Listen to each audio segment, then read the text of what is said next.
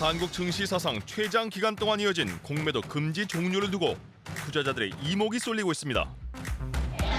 특히 주가가 연이어 전고점을 깨고 있는 시장에서 공매도 재개 이슈는 뜨거운 감자일 수밖에 없는데요. 대형주가 하락하면 지수 자체가 크게 하락하고 삼성전자 공매도 있다고 안 갈까요? 저는 그렇게 전혀 생각 안 하거든요. 공매도는 악! 대다수 개인 투자자들이 공매도를 바라보는 시선입니다. 집도 자동차도 있어야 팔 수 있는 것이 상식인 세상에서 왜 유독 주식 시장에서만 없는 것을 팔 수 있느냐는 건데요. 너무나 불법이 당연시되고 처벌이 솜방망이니까. 공매도는 사실 매우 좋은 제도예요. 네, 공매도는 죄가 없습니다. 주가 폭락은 불가피할 것이다 라는 주장과 영향은 미풍에 불과할 것이다 라는 의견들이 팽팽히 맞서는 가운데 천만 개미 투자자들은 공매도 재개라는 환경에 과연 어떻게 적응해 나가야 하는 걸까요? 공매도 재개로 인해서 출렁였다. 그럼 사야 될까요? 팔아야 될까요? 반도체, 전기차, 친환경, 자동차 누가 봐도 성장하는 게 맞아요. 근데 이게 성장이 영원하다면 공매도를 치겠습니까, 누가? 2021년 공매도 재개, 이해 득실부터 투자 전략까지 지금부터 속 시원히 파헤쳐드립니다.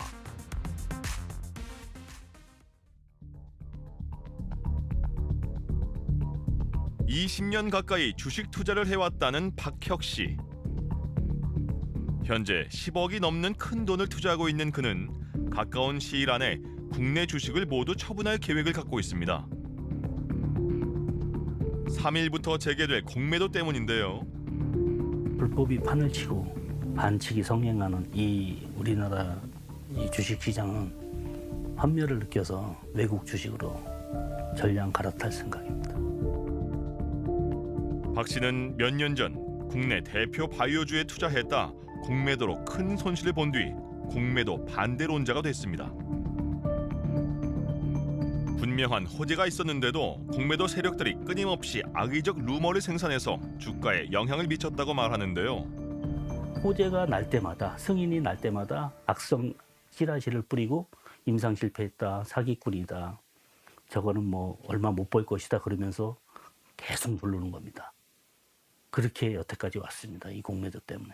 그래서 그때 손해를 많이 봤죠. 그때는 제가 주식을 잘 몰라서 주식담보대출을 좀 받아서 무리하게, 그래서 한 5억을 손실을 입었었습니다. 반대 매매로. 주가가 상승하려 할 때마다 기관과 외국인이 공매도를 쳤기 때문에 코스피 지수가 지난 10년간 박스권에 있었다는 논리를 펴니다. 증시 과열을 시켜주는 순기능을 주장하는 목소리도 만만치 않다. 이 사람들아.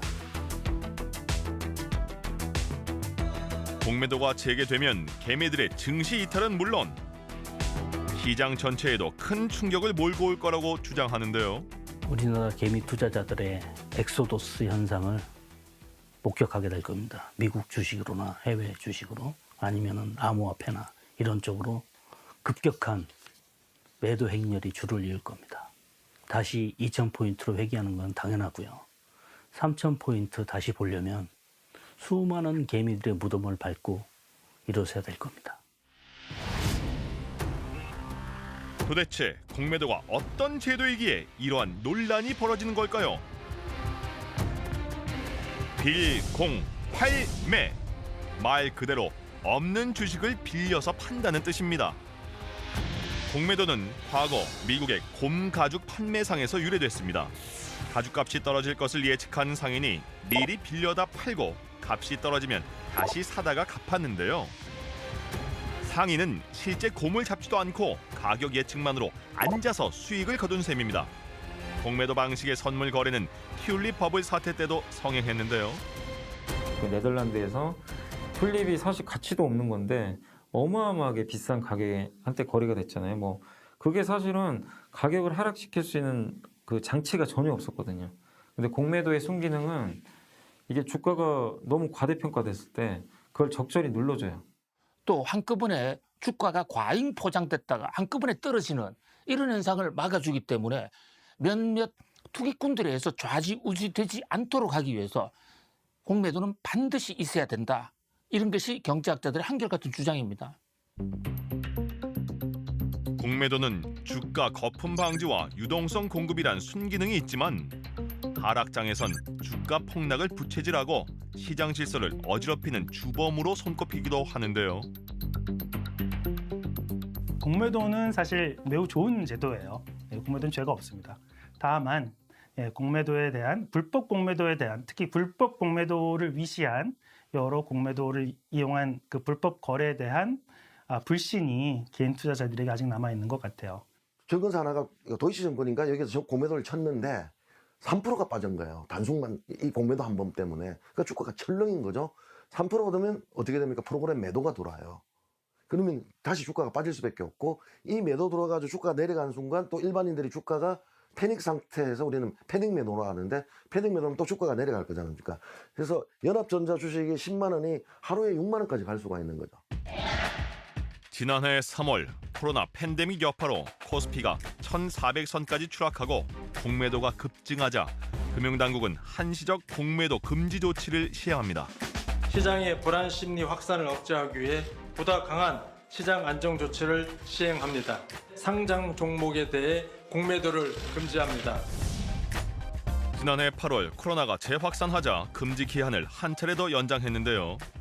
올해 1월 코스피가 3,000선을 돌파했지만 금융위는 3월 15일부로 종료 예정이던 공매도 금지를 다시 연장합니다. 두 번의 재연장 이후 마침내 5월 3일부터 공매도가 재개되는 겁니다.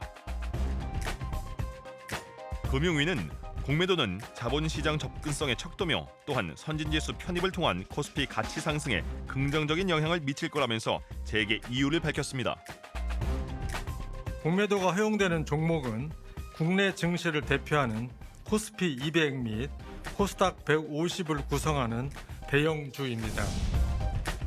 여기에는 주린이들도 다 알만한 우량주들이 대거 포진되어 있습니다. 코스피 200에는 삼성전자, SK하이닉스, 현대차, 네이버 등이 있고 코스닥 150에는 셀트리온 헬스케어, HLB, 시젠 등이 있습니다. 이처럼 기초 체력이 강한 기업들 중심으로 공매도를 부분 재개해서 시장 충격을 최소화하겠다는 겁니다. 이 기업들은 시가총액이 크고 되게 유동성이 풍부한 기업들이 많아요. 삼성전자가 공매도 있다고 안 갈까요? 저는 그렇게 전혀 생각 안 하거든요. 수급, 그러니까 매매 거래량이 굉장히 작은데 이런데 뭐 공매도가 악용이 된다라든지 그런 부작용들은 분명히 있었거든요. 그렇기 때문에 코스피 200, 코스닥 150을 하면은 그 대형주, 초대형주를 하면은 그런 부작용들을 최소화할 수 있지 않을까라는 차원에서 이런 부분 재개를 한 것이 아닌가라는 생각을 하고 있습니다. 금융당국은 공매도 재개에 맞춰 개인의 진입 장벽도 크게 낮췄습니다.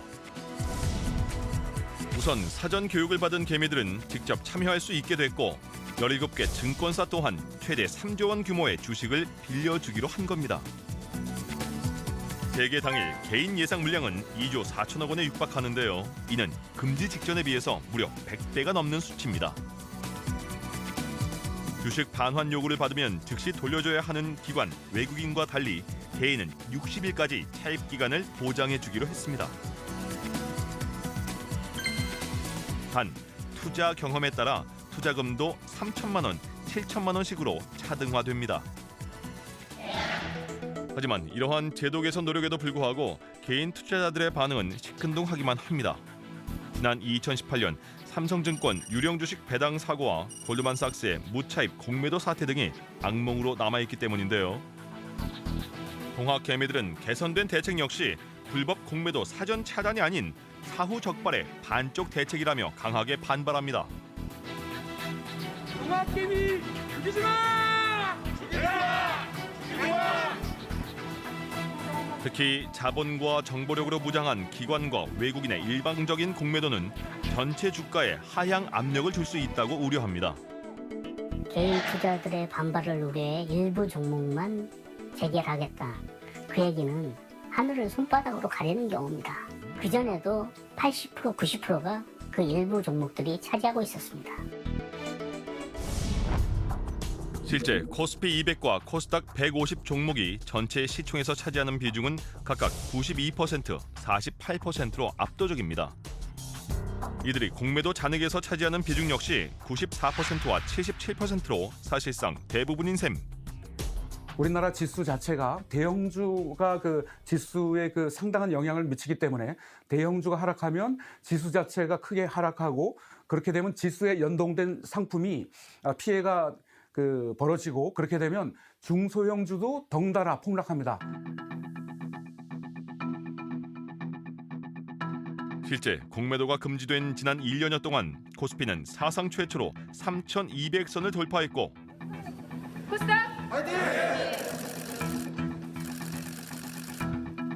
코스닥 역시 20년 만에 1000선에 올라서는 등 역사적인 기록을 써내려갔습니다. 일각에선 공매도가 재개되면 힘든 시기 국내 증시를 떠받쳐온 동학 개미들의 투자 심리가 급격히 위축될 수 있다고 우려합니다. 하지만 전문가들 사이에선 공매도 재개 자체가 증시에 주는 부정적인 영향은 제한적일 거라는 전망이 주를 이루는데요. 우리보다 먼저 공매도를 전부 다 정상화시킨 대부분의 글로벌 주식시장은 공매도 재개 여부와는 상관없이 미국, 유럽 주요국 증시 등은 대부분 사상 최고 내지는 52주 신고가를 경신을 하고 있거든요. 과거 사례도 그렇고 또 우리나라의 지금 증시 분위기라든가 펀더멘탈 봤을 때 공매도가 증시의 방향을 바꾸진 못한다라고 저는 생각을 하고 있습니다. 일시적인 하락도 출렁임 정도, 등락 정도지 시장이 급격하게 하락을 해서 뭐 그런 흐름들은 나오지 않을 거라고 생각을 하거든요. 그냥 좀 매매에 적극성을 띈 자금들이 들어올 수 있다는 점에 있어서 전 오히려 코스피 대형주들이 좀 더 매력적이지 않을까, 수급적으로는 좀 더 좋은 흐름들을 보여주지 않을까라는 생각을 하고 있습니다. 오히려 공매도 재개가 외국인의 바이 코리아를 부를 거라는 분석도 있는데요. 실제 외국인 투자자는 지난달 코스피에서만 2조 원 넘게 순매수했습니다. 올해 1월부터 3월까지 9조 넘게 순매도 공세를 퍼부었던 것과 대조적인데요. 그간 순매도 기조를 일관해온 외국인이 매수세로 돌아선 건 원화 강세와 금리 약세가 영향을 미친 것으로 보입니다. 국내 기업의 실적 향상과 공매도 재개에 대한 기대감 역시 외국인 투자자들의 투자 심리를 자극하고 있다는 분석인데요. 그리고 주요 산업들 조선, 스마트폰, 모바일, 자동차, 석유화 이쪽 대부분의 그 업종에서 수출이 다 두 자릿수 증가했거든요. 근데 외국인들이 봤을 때 한국이란 나라는 원자재가 나오는 나라는 아니기 때문에 제조업을 보거든요. 근데 제조업 지표 중에 제일 중요한 게 수출인데 수출이 너무 잘 돼요. 그리고 무엇보다 주가도 아직은 비싸지 않고. 그러니까 이런 것들을 종합적으로 좀 봤을 때 외국인들이 그냥 이제 공매도가 재개되니까 들어왔다. 그거보다도 그것도 일부 있을 수는 있지만 큰 거는 한국의 저는 펀더멘탈을 보고 들어온 게 아닌가. 현재로선 공매도가 우리 증시에 어떤 영향을 미칠지 기대와 우려가 교차하지만 모두가 동의하는 것도 있습니다. 바로 공매도에 타깃이 되는 종목이 불가피하게 생길 거라는 점입니다. 증권업계는 실적 대비 고평가된 종목에 공매도가 몰릴 가능성이 높다고 경고합니다. 공매도 투자 주체가 가장 좋아하는 종목들이 결국 미래 가치 대비 현재 가치가 비싸다라고 해석되는 종목들이 바로 공매도에 타깃이 되는 경우들이 많습니다. 그런 측면에 있어서 바이오를 포함한 기술 성장주들의 경우에는 언제든 그 타깃이 될 수 있다는 생각은 가지실 필요가 있습니다. 바이오주는 실적이 지금 당장 나는 주식이 아니지 않습니까? 그러니까 임상 성공했다고 하면 주가가 올라가요. 근데 임상이 성공하고 나서도 삼상이 성공돼도 시판되고 약을 돈 버는 데에는 시간이 걸리잖아요. 그러니까 공매도 치기가 딱 좋죠. 특히 코로나19 수혜주로 실체 없이 주가가 과도하게 오른 종목들을 조심해야 한다고 경고합니다. 과거 공매도는 바이오주의 주가 상승의 발목을 잡는 주요 요인으로 손꼽혀왔는데요. 실제 공매도 재개를 앞두고 공매도 준비 과정인 대차 잔고에서 제약 업종이 큰 비중을 차지하는 것으로 나타났습니다. 대차 거래와 대차 잔고가 늘어난다라는 것은 공매도 직전에 나타나는 현상이다라고 볼 수가 있습니다. 그래서 이렇게 대차 잔고가 늘어나는 기업들의 경우에는 그런 공매도에 대한 부분이 많이 시장에서 비중이 커지고 있다는 측면을 볼 수가 있겠고요. 삼성전자를 내가 공매도를 한다고 쳤을 때 빌려야 될 거 아니에요. 그럼 빌리는 순간 대차거래 찍히겠죠. 근데 그 비중이 점점 늘어난다는 얘기는 결국에 삼성전자 공매도 치려고 준비하는구나. 그 비싼 수수료를 물고 그 공매도를 하려는 사람들이 빌리진 않거든요. 그러니까 가만히 내가 그냥 빌린 상태로 갖고 있으려고 하진 않아요. 반드시 공매도를 하겠죠. 대차 잔고란 투자자들이 주식을 빌린 뒤에 아직 갚지 않은 물량을 의미하는데요. 통상적으로 공매도 투자를 하기 위해선 먼저 주식을 빌려야 하기 때문에 공매도의 선행 지표로 여겨집니다. 개인 투자자 박혁 씨 역시 공매도 재개를 앞두고 대차 잔고를 꼼꼼히 살피고 있는데요.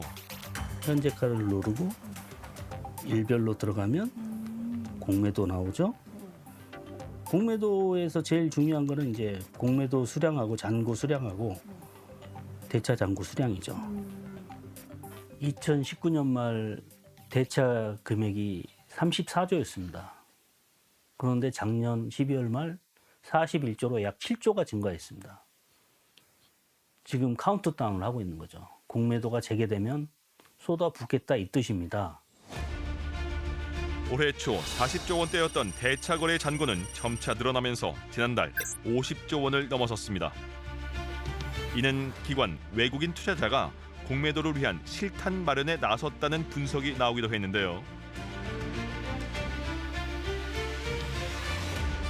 전문가들은 대차된 주식이 모두 공매도에만 쓰이는 것은 아니라고 말합니다.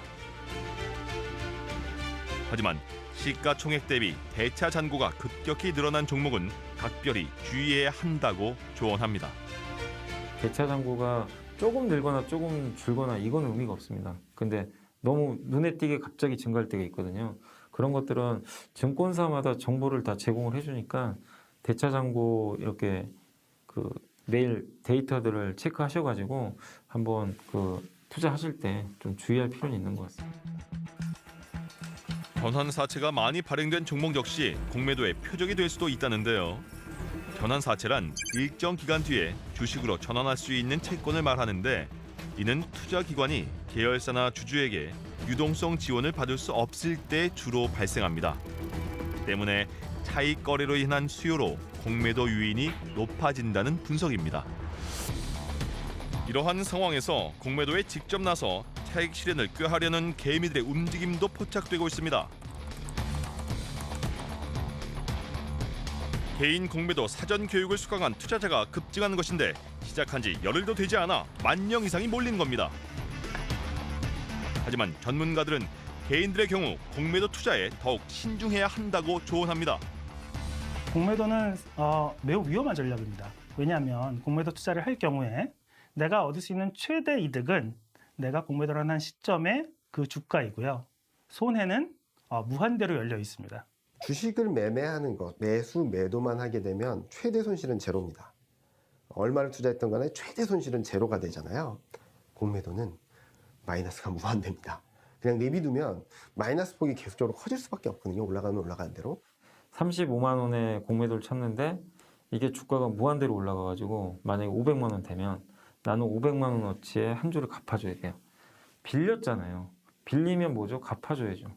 이게 우리 금융거래 원칙이잖아요. 갚아야 되는데 날짜가 있단 말이에요. 근데 이거는 한 달 안에 갚아야 되면 한 달 안에 내가 수익이든 이익이든 무조건 갚아줘야 돼요. 그리고 수수료도 엄청 비싸요. 그래서 사실은 공매도가 더 리스크가 엄청나게 큰 상품이라고 보시는 게 좋습니다. 막강한 정보력으로 무장한 기관이나 외국인 투자자와 달리 개인 투자자가 접할 수 있는 정보는 기업의 성장 가능성과 실적이기 때문에 전문가들은 중소형주보다는 기업의 기초 체력이 탄탄한 우량주 위주로 투자할 것을 권하고 있는데요. 공매도가 재개되면 변동성에 더욱 쉽게 노출될 수 있는 만큼 단기 투자보다 장기 투자가 안전하게 수익을 얻을 수 있는 방법이라고 말합니다. 지금 공매도 물량이 얼마다? 현재 주가가 오르고 내리고 있는데 어떤 주식은 외국인이 사고 있고 또 이 투자자가 기관 투자자가 사고 있고 개인이 사고 있다. 그 표가 쫙 다 나옵니다. 그걸 보고 공매도가 많으면 나는 판단을 어떻게 한다. 나름대로의 노하우를 가져야 되는 것이지. 부화내동하면서 옆집 친구가 주식 산다니까 좋다더라 해서 따라다니다 보면 크게 당할 수가 있다. 그런 면에서 증권시장은 직접 투자 좋습니다. 그러나 알아야 된다는 거죠. 이 두 가지 대목, 회사에 대해서 알아야 되고 시스템에 대해서 알아야 된다. 특히 코로나19 4차 대유행 등 변동성에도 대비해야 한다는데요. 백신 접종 결과에 따른 글로벌 경기 회복 기대감이 증시의 최대 변수가 될 수 있기 때문입니다. 코로나19 수혜주와 피해주가 명확한 만큼 공매도 세력이 어디에 집중될지도 주의해서 지켜봐야 한다는데요. 만약에 우리가 백신 접종도 또 안 되고 점점 늦어지면 당연히 그러니까 코로나19와 관련된 수혜들이 연말까지도 갈 수도 있어요. 근데 그건 제가 예측할 수 없지만 결국 시간의 문제가 아닌가. 그래서 코로나19가 어떻게 되느냐에 따라서 정말 모든 기업들의 어떻게 보면 좀 그 관련된 산업들의 좀 주가를 결정지을 수 있는 큰 변수가 될 수 있다라고 보고 있습니다.